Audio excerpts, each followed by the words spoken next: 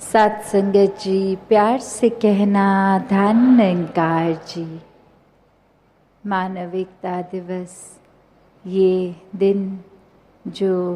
बाबा गुरबचन सिंह जी महाराज की जीवन की जो भी हर पल से सिखलाई मिली, ये रूप आज अगर हम देखें तो उस जनरेशन और आज कितने दासी और दासी से यंगर जनरेशन जो फिज़िकली रूप अगर नहीं भी देख पाए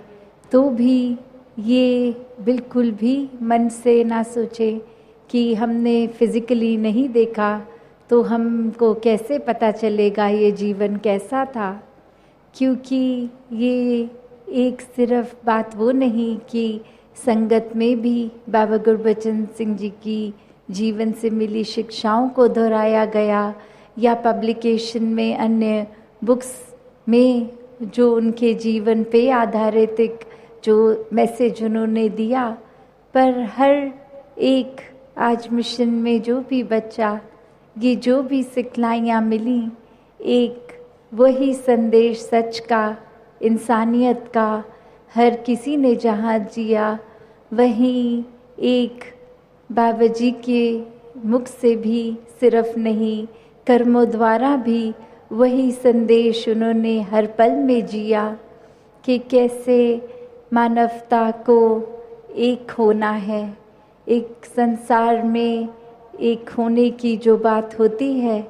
वो हम अगर पारिवारिक अपने यूनिट से भी देखें कि कुछ सदस्य ही परिवार के और आपसी मनमुटाव इतने कि एक परिवार होते हुए भी एक नहीं, तो पूरे मानव संसार के एक होना, ये जो एक कईयों को तो ये लगेगा कि ये तो कल्पना की बात है, ये तो हो ही नहीं सकता। उस संदेश को सच कर दिखाया कि वाकई ही एक मानवता है तो एक निराकार परमात्मा के ही अंश सब में, कोई ऊंचा नीचा नहीं, कोई मनमुटाव किसी बात से एक अगर है तो उसको कैसे दूर किया जा सकता है, और कोई भी एक अन्य सामाजिक दृष्टि से एक फ़र्क, एक उस तरह रूप में बायस जो है उसको कैसे दूर किया जा सकता है। तो जब इस एक परमात्मा निराकार को जान लिया जाए तो फिर एक ही वो बात कि जब परमात्मा एक, तो परमात्मा सभी के अंदर जो इसकी अंशात्मा सब एक समान, सब सम्माननीय, कोई भेदभाव नहीं, कोई ऊंचा नीचा नहीं। तो ऐसे भावों को जो अक्सर एक दासी बात जो रखना चाहेगी कि बाबा गुरबचन सिंह जी हमेशा एक ज्ञान और कर्म के बैलेंस को बहुत ही इम्पोर्टेंस देते थे कि कैसे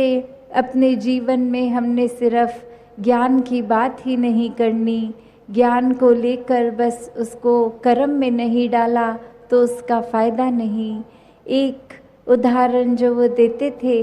कि एक असली इमारत जो बनकर तैयार वर्सेस एक ब्लूप्रिंट जो सिर्फ कागज़ में है,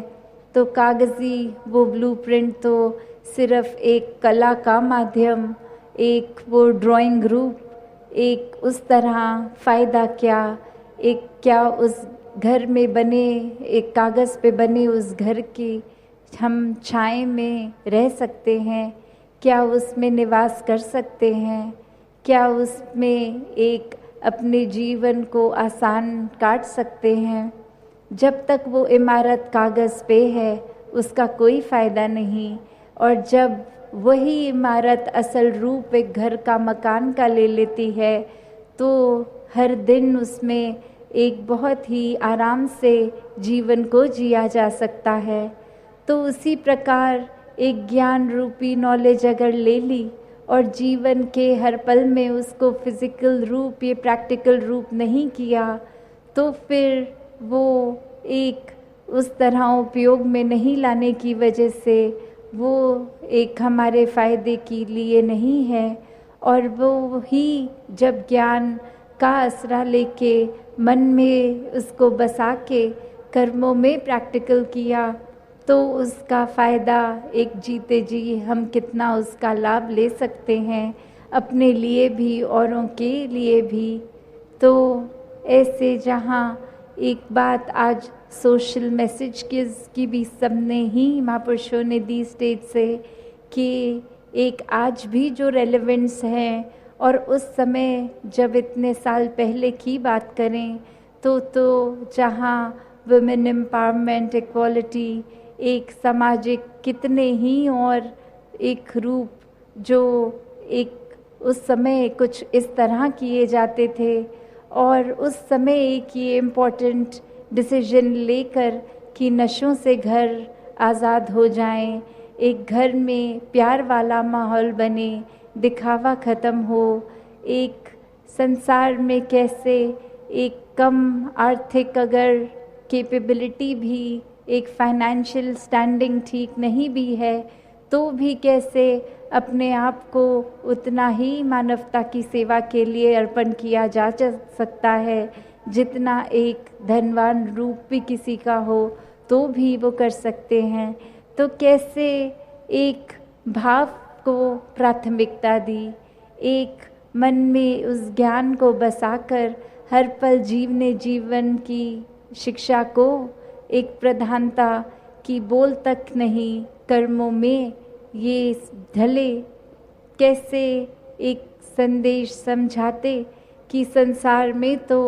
एक किसी को अगर पत्थर मारते हैं और चोट लग जाती है, पर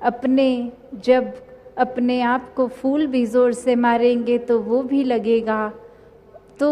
वो जो मैसेज बाबा जी ने दिया और अब हम अगर उसको इम्प्लीमेंट करें